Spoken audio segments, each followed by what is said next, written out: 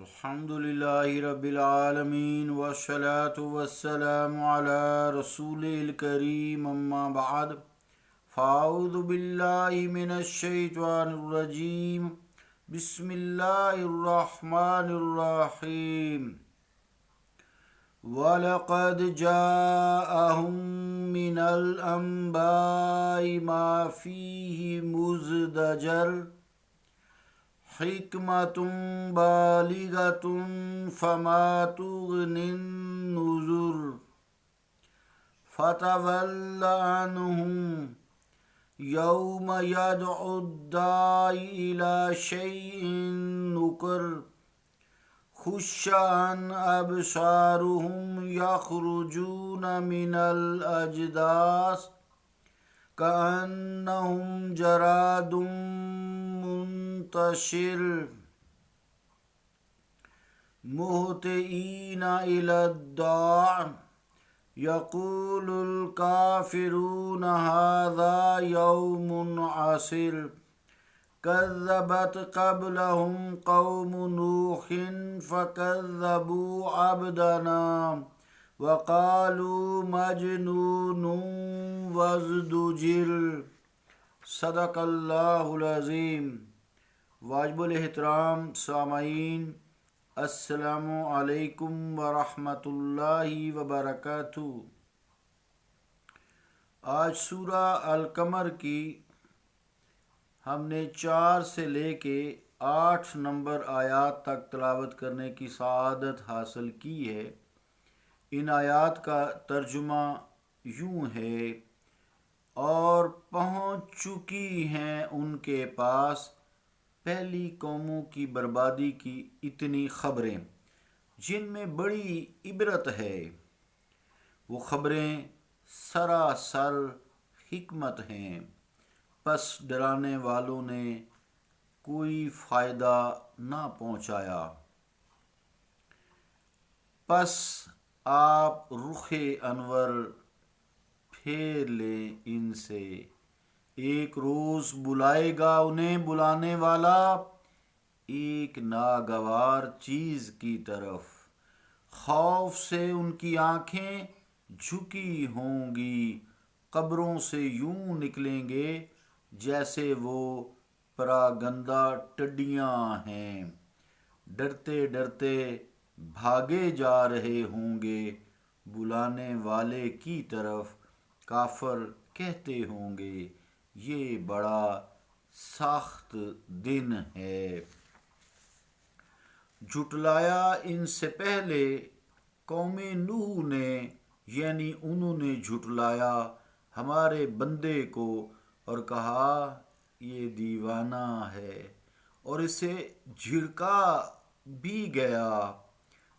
اللہ کا قول سچا ہے جو بڑی ہی عظمت والا ہے۔ عزیزان گرامی قدر، آیت نمبر 4 میں وَلَقَدْ جَاءَهُمْ، تو جاءہم میں جو ہم ہے اس سے مراد کفار مکہ ہیں۔ مراد یہ کہ قرآن میں ان کے پاس سابقہ زمانوں یا آخرت کی خبریں آ چکی ہیں جس میں ان کے پاس وہ چیز آ چکی ہے جس میں حکم ہے کہ بری باتوں سے پرہیز کرو، اچھی باتوں کی طرف رجوع کرو، یعنی نصیحت بھی ہے اور منع کرنا بھی ہے، کیونکہ وہ گناہ سے روکنے کے لیے ہے اور معاصی سے رکنے کے لیے ہے، اور نصیحت حاصل کرنے کا یہ خبریں قرآن مجید کی تقاضا کرتی ہیں، کیونکہ گزشتہ سرکش قوموں کی ہلاکت جنہیں آگ کی دھمکی دی گئی تھی وہ اسی چیز کا تقاضا کرتی ہیں۔ یہ آیت نمبر جو ہے نا، حکمتم بالغۃ فما تغنی النذر، تو یہ جو 5 نمبر آیت ہے یہ حکمتم بالغۃ، یہ حکمت مرادی ہے بالغہ، اپنی انتہا کو پہنچنے والی ہے۔ اس میں کوئی ایسا خلل نہیں ہے یہ اپنی منزل کو، اپنی آخرت کو، اپنی انتہا کو، اپنے عروج کو پہنچ کر ہی رہے گی۔ ڈرانے والوں نے یعنی رسولوں نے انہیں یہ ساری باتیں بتائی ہیں، اور یہ قرآن مجید میں موجود ہیں، اور یہ عربی کو بھی سمجھتے ہیں اور کلام کو بھی سمجھتے ہیں۔ یہ بڑے فصیح ہیں، یہ بڑے بلیغ ہیں، عربی ان کی مادری زبان ہے۔ لیکن ڈرانے والے پھر رسول بھی بھیجے ہیں۔ مراد یہ ہے کہ نظر یعنی ڈرانے والوں نے انہیں کوئی فائدہ نہ پہنچایا، کیونکہ انہوں نے خود فائدہ نہ اٹھایا۔ جب کوئی شخص خود فائدہ نہیں اٹھاتا تو اسے ڈرانے والا کیا فائدہ دے سکتا ہے؟ تو خود انسان کو اللہ رب العالمین نے شعور دیا ہے، سوچ سمجھ دی ہے، عقل دی ہے، قوت فیصلہ دیا ہے، اختیار دیا ہے۔ اس لیے کفار مکہ نے ان نعمتوں کو جو اللہ تعالیٰ نے ان کو پیدائشی طور پر بھی جیسے ہر انسان کو ودیت کی ہیں، ان سے کوئی فائدہ نہ اٹھایا۔ اس لیے رسول کریم صلی اللہ تعالیٰ علیہ وآلہ وسلم کی جو گفتگو مبارک ہے اور قرآن کی گفتگو ہے، وہ ان کو کوئی نفع نہیں دیتی۔ تو اس سے یہ بھی مراد ہے نفع حاصل کرنے کے لیے خود تگ و دو کرنی پڑتی ہے۔ فماتوغن نظر میں جو 5 نمبر آیت ہے، اس سے مراد رسول ہیں۔ رسول کریم صلی اللہ تعالیٰ علیہ وآلہ وسلم کی جب دل آزاری ہوتی تو پھر آپ کو اللہ رب العالمین نے حکم دیا کہ فتول عنہم، جو آیت نمبر 6 ہے، کہ ان سے رخ انور پھیر لیجئے۔ جب آپ کا ڈرانا انہیں کوئی فائدہ نہ دے تو آپ ان سے دور ہو جائیں، ان سے اعراض کر لیں، ان سے وقفہ رکھیں۔ اور یہاں جو آیت نمبر 6 میں یوم ید الداع آئے ہے، تو اس میں یوم سے مراد روز قیامت ہے۔ دائی سے مراد جو بلانے والے ہیں، دائی مطلب بلانے والا، تو دائی سے مراد حضرت اسرافیل علیہ السلام ہیں۔ آپ بیت المقدس کے صخرہ پر کھڑے ہوں گے اور کہیں گے، اے بوسیدہ ہڈیو، اے پھٹی ہوئی جلدو اور ٹوٹے ہوئے بالو، اللہ تعالیٰ تمہیں حکم دیتا ہے کہ تم فیصلہ کے لیے جمع ہو جاؤ۔ اسے ابن اسحاق نے زید بن جابر شافعی سے نقل کیا ہے۔ ابن کثیر رحمۃ اللہ علیہ نے بھی اسی طرح مضمون بیان کیا ہے۔ مراد کیا ہے؟ الی شیء نکر، تو ایک ناگوار چیز کی طرف۔ اس سے مراد یہ ایک خوفناک چیز کی طرف کافروں کو بلایا جائے گا جو عموماً واقعہ نہیں ہوتی۔ آگے جو آیت نمبر 7 ہے، 7 نمبر آیت، اس میں خشن ابصارہم یخرجون من الاجداث، تو یہاں خشہ جو ہے مراد یہ ہے خشن ابصارہم، ان کی یعنی ہم کا مرجع پھر وہی کفار مکہ ہے، تو ان کی آنکھیں شرمندگی سے، خوف سے جھکی ہوں گی، نیچے ہوں گی۔ جب انسان شرمندہ ہوتا ہے نا تو اس کی آنکھیں جھک جاتی ہیں۔ اجداث سے مراد ہے قبور، یعنی قبریں، وہ کثرت میں ہوں گی، ایک دوسرے سے ٹکرانے، یعنی قبور کثرت میں ہیں، ان سے جب بندے بھی نکلیں گے تو ڈھیر سارے بندے نکلیں گے۔ حدیثوں میں آتا ہے کہ ایک قبر سے کئی بندے نکلیں گے، تو جب وہ نکلیں گے تو وہ زیادہ کثیر تعداد میں ہوں گے، ایک دوسرے سے ٹکرائیں گے اور مختلف جگہوں پر بکھرے ہوئے ایسے ہوں گے، پھیلے ہوئے ہوں گے جیسے مکڑیاں ہوتی ہیں نا، یہ جو گرمی آتی ہے نا تو یہ پروانے جو ہوتے ہیں، پرندے پروانے، تو یہ بہت زیادہ لائٹ پہ جب آتے ہیں نا تو یہ، یا فصل پہ جب ٹڈی دل جسے کہتے ہیں لشکر آتا ہے، مکڑیاں آتی ہیں فصلوں کو تباہ کرتی ہیں، تو یہ ایک منظر مثال دے کے سمجھایا گیا کہ یہ تم دنیا میں دیکھتے ہو، قیامت والے دن بھی تمہارے ساتھ ایسا ہی ہوگا کہ تم اس طرح بکھرے ہوئے ہوگے اور ایک دوسرے سے ٹکرا رہے ہوگے۔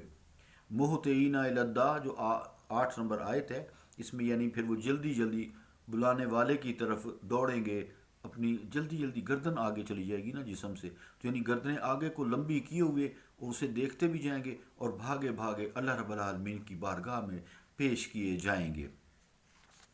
آگے جو 9 نمبر آیت ہے، 8 نمبر آیت ہے، یہ ہم نے 9 نمبر آیت ہے، کذبت قبلہم قوم نوح، تو اس سے جو ہے جھٹلایا اس سے پہلے قوم نوح نے یہاں سے، تو اس میں ہم جو ہے وہی کذبت قبلہم، ہم وہی کفار مکہ ہیں، تو آپ کی قوم ہے۔ ابدانا سے مراد حضرت نوح علیہ السلام ہیں، یعنی قوم نوح نے حضرت نوح علیہ السلام کو جھٹلایا، ان کی تکذیب کی، اور انہیں تکذیب کے بعد تکذیب کی۔ پھر جب بھی ایک زمانہ گزرا اور دوسرا زمانہ آیا تو انہوں نے آپ کی تکذیب کی۔ یہ سلسلہ 950 سال، 950 ایئرز، 950 سال تک جو چلتا رہا، اور یہ بھی حضرت نوح علیہ السلام کو جھٹلاتے رہے اتنے لمبے عرصے تک، جبکہ پہلے انہوں نے رسولوں کو جھٹلایا تھا۔ مراد یہ ہے کہ اس سے قبل قوم نوح سے تکذیب صادر ہوئی، جھٹلاتے رہے رسولوں کو، تو اب انہوں نے حضرت نوح علیہ السلام کو بھی جھٹلایا۔ پھر جو آخر میں ہے آیت کے کہ انہوں نے کہا کیا، انہوں نے کہا یقول الکافرون ھذا یوم عسر، نہ اس میں آخر میں کذبت قبلہم قوم نوح فکذبوا عبدنا وقالوا، یہاں سے وقالوا مجنون وازدجر، تو حضرت نوح علیہ السلام کو کیا کہا کہ یہ مجنون ہے، ان پہ جنون کا اثر ہے، جنوں کا اثر ہے، ان کا ذہن استغفر اللہ درست نہیں ہے، جنوں نے ان پر غلبہ کر لیا ہے اور انہیں مخبوط الحواس بنا دیا ہے، یعنی ان کو ٹائم اینڈ سپیس میں معلوم نہیں ہوتا۔ یہ قوم نے آپ سے کہا، آپ پہ الزام لگاتے، مجاہد رحمۃ اللہ علیہ نے اسی طرح کہا ہے، یعنی انہوں نے مختلف طریقوں سے، زبانی، جسمانی، گفتگو سے، ہاتھوں سے، پتھروں سے، ہر لحاظ سے حضرت نوح علیہ السلام کو تکلیفیں دیں اور مختلف طرح کی اذیتیں دے کر تبلیغ سے روکا گیا۔ اور اے نوح، اگر تم بات، انہوں نے یہ کہا اے نوح اگر تم نہ رکے نا تو ہم تمہیں رجم کر دیں گے، مراد ہے پتھر مار مار کر مار دیں گے۔ عبد بن حمید رحمۃ اللہ علیہ مجاہد رحمۃ اللہ سے نقل کیا کہ آپ کی قوم کا کوئی فرد آپ کو نیچے گراتا، آپ کا گلا دباتا، تو آپ پر غشی طاری ہو جاتی۔ پھر جب آپ کو ہوش آتا، کچھ افاقہ ہوتا، تو آپ اللہ تعالیٰ کی بارگاہ اقدس میں عرض کرتے، ہے اللہ میری قوم کو بخش دے کیونکہ وہ کچھ نہیں جانتے۔ امام احمد رحمۃ اللہ علیہ نے زہد میں مجاہد رحمۃ اللہ علیہ سے، انہوں نے عبید بن عمیر سے اسی طرح نقل کیا ہے۔ اللہ رب العالمین ہمیں دین اسلام پہ پوری طرح چلنے کی توفیق عطا فرمائے۔ اللہم رحمتک ارجو فلا تکلنی الی نفسی طرفۃ عین واصلح لی شانی کلہ لا الہ الا انت، صلی اللہ تعالی علی رسول خیر خلقہ محمد وعلی آلہ واصحابہ اجمعین برحمتک یا ارحم الراحمین۔